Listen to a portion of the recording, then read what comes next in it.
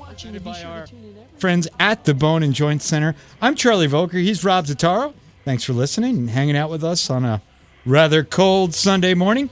Don't forget to like us on Facebook, or you can watch us on Facebook Live. Follow us on Twitter at Buzz Sunday and catch all of our interviews, including all of our breakdown of the Bone segments on our SundaySportsBuzz.com.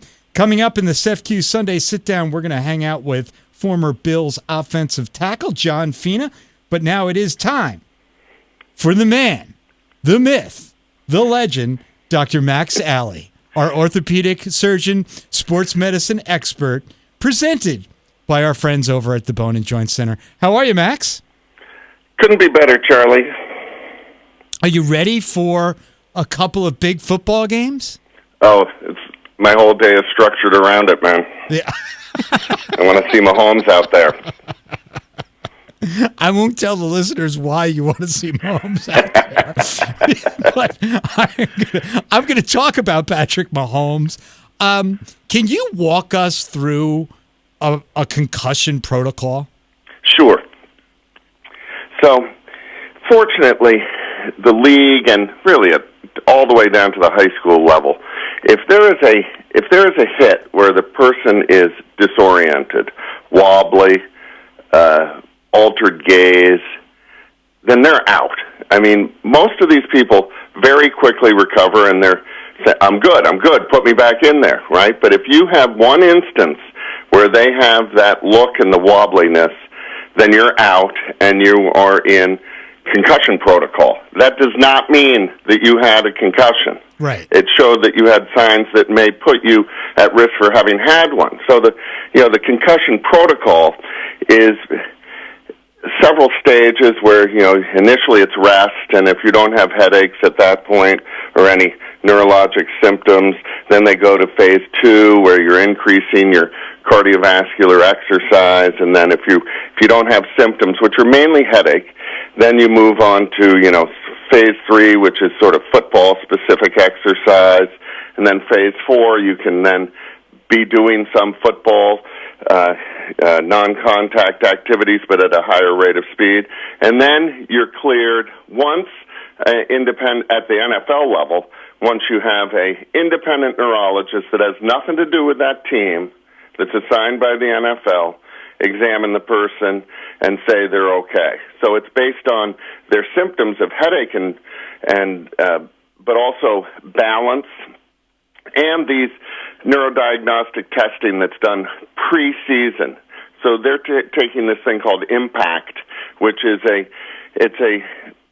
fairly irritating little test to take because it's a lot of little mind games, memory games, puzzle challenges, and then you get a score. And then once you've had an impact, or once you've had an injury, then you take it again and again, and they compare the scores. And it's reasonably reliable to say if you are not up to snuff.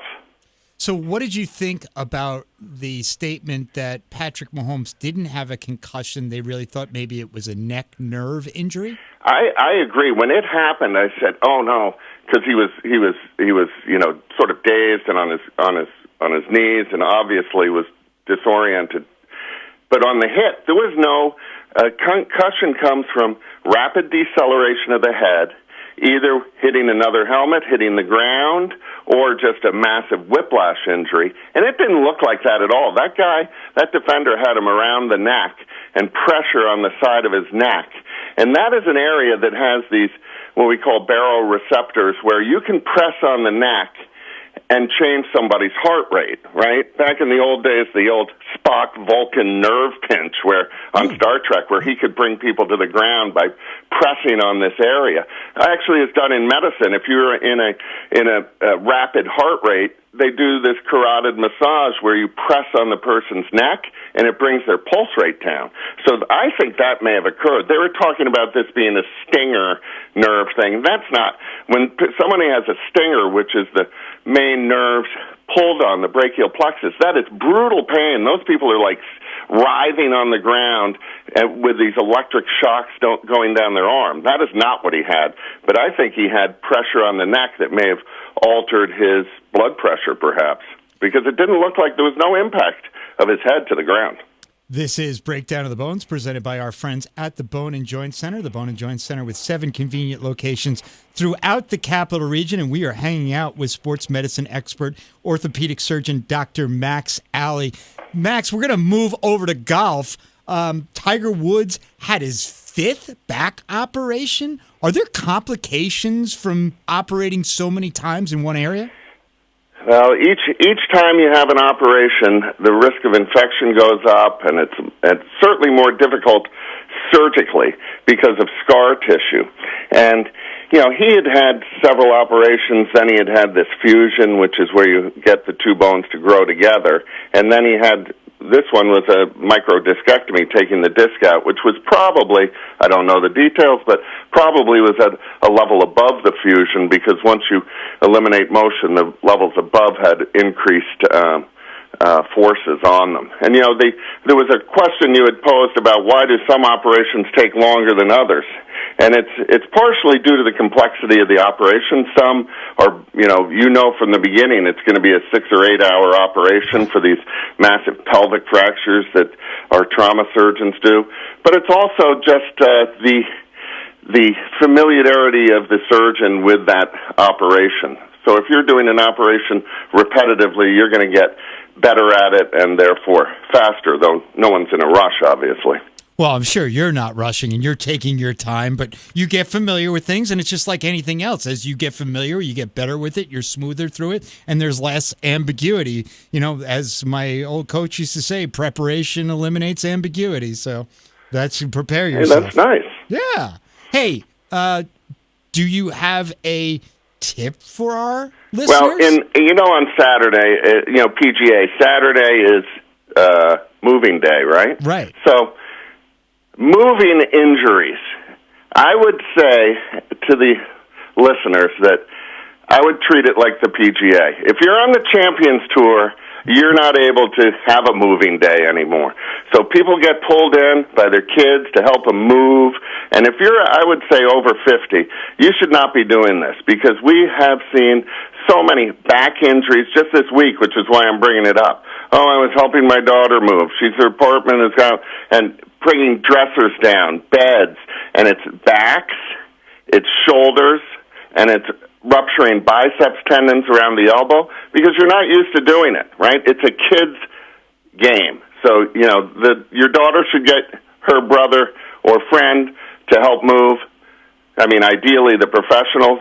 The greatest spot ever was down at Providence College, where they had a guy there where you rent a house. He had multiple houses, and he sprinkled these massively jacked bodybuilders that were just walking around, moving you in for you. It was fantastic. I got there, and these two guys, hey, can I help move you? And they're like taking the mini fridge and spinning around on their finger like a basketball. It was the best day of my life having this guy do it for me. But stay away from the moving unless you're a pro. Well, the Great Danes do that. So they send a lot of their athletic teams over when it's move-in day over on the University at Albany. And I didn't know that. Yeah, they do that. And I know Siena does it as well over there on their campus. Send their athletes over there. You've got to pick up something. I'm with you. There's not I was down there with, as you know, I have twins. Right. And they were both at Providence. So I'm going over there for 2 move-ins.